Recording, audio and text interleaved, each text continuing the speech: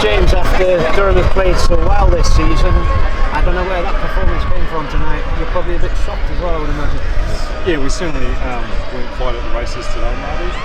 I actually thought we got a competitive total in the end after a slow start. I thought Sean Dixon and Cameron Bancroft played beautifully to get us to a par total. But then obviously we got blown out of the water there in our bowling power play.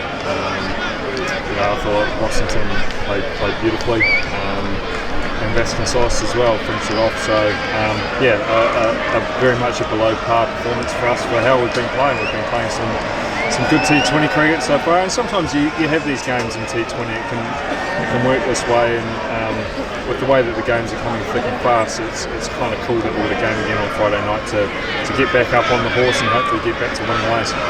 But the bowling from the outside, you just didn't put the pressure on, did you? No, we just didn't get it right, and that can happen. We'll reflect now as a group, and we'll talk with the individuals that were out there, and hopefully we'll go down to Worcester on Friday night and can correct this performance. Do you have any more players available? Because when does this isolation period end for the second team, for instance? Yeah, they come out on Friday. So probably Friday and Saturday do come too soon for those players because they've been inactive for the best part of 10 days. So we've got to be careful with them when they come out of that isolation, how to manage them back into cricket through the course of next week.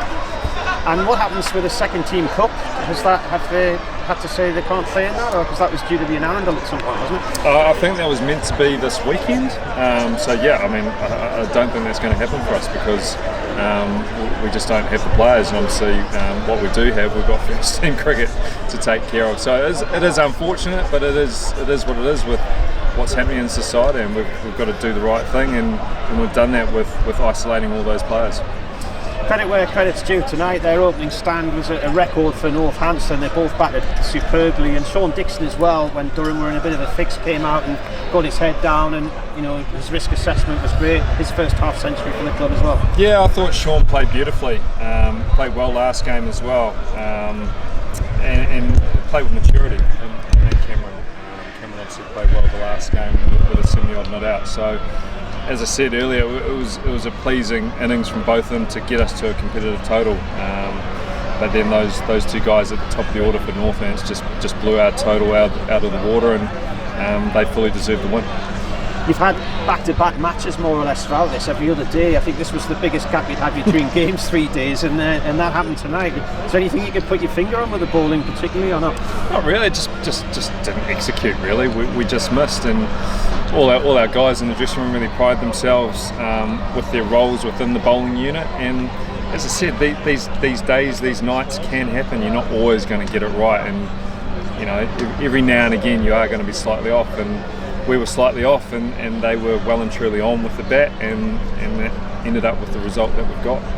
It's going to have a few people looking at the result, isn't it, in the Northern group now and thinking, what's happened there? You go to Worcestershire on Friday, which is a ground by its very nature small, a difficult ground to control in terms of bowling and keeping the total down. Yeah, and we spoke about it before this game that standings are what they are, and we've been doing well, but we're more than aware that teams like Northants, who've been struggling this year, are traditionally a very strong T20 unit, and they've shown that tonight there. So any team within our group can beat each other. So we go down to Worcester, who again over recent years have been a very strong T20 team, and we've got to make sure that we're on top of our game if we're going to have any chance of winning that.